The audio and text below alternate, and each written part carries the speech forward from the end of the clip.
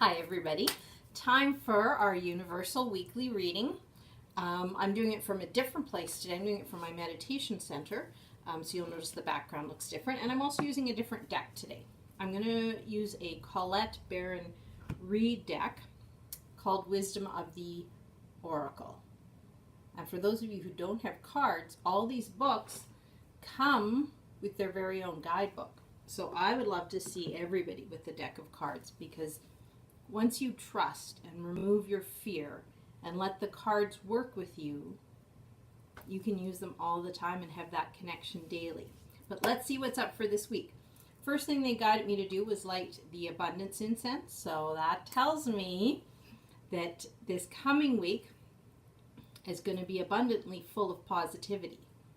How that works, let's see. So all I'm going to do, like always, is take the cards and ask them what card they have. Oh, there it goes, falls out right away. What card they have for the coming week.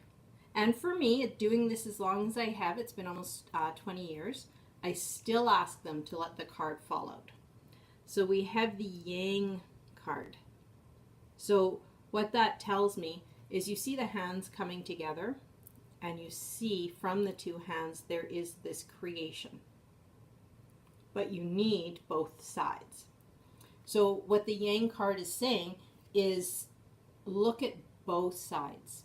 So whatever issue you are struggling with, or whatever person you are struggling with, or whatever area of your life you are struggling with, they want you to observe it from a polar opposite.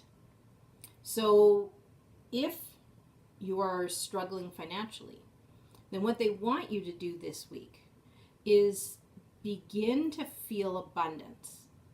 So don't look at how long it's going to take you to pay a bill. Start looking at with the completion of when it will be paid. Doesn't change your money, doesn't change when the bill is being paid, but there's a huge energetic shift in how you're approaching it. And remember, they lit abundance, so they want to bring in the wealth. They want to bring in the love. They want to bring in the clarity. But sometimes we are putting up our fear wall and blocking. Fear is not a fence that we can look at. It's often a wall that we allow to block our vision. So look at what is pissing you off the most right now, or what gets that reaction very quickly from you this week, and see how you can shift your perspective, either viewing it from somebody else's point of view. It doesn't mean you have to agree with their point of view. It has to mean you create knowledge of where they're coming from.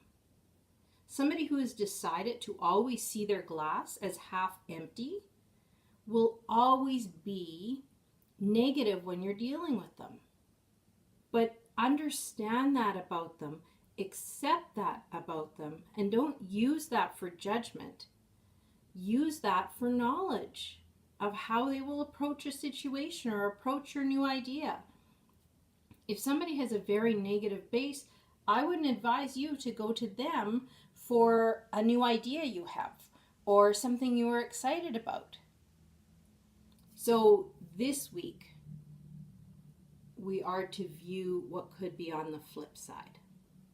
What could be the other person's point of view, or what could be the opposite of what we're struggling with, and see how we can change simple words to remove the fear. Thank you for joining me. I hope that helps, and I look forward to doing this with you again next week.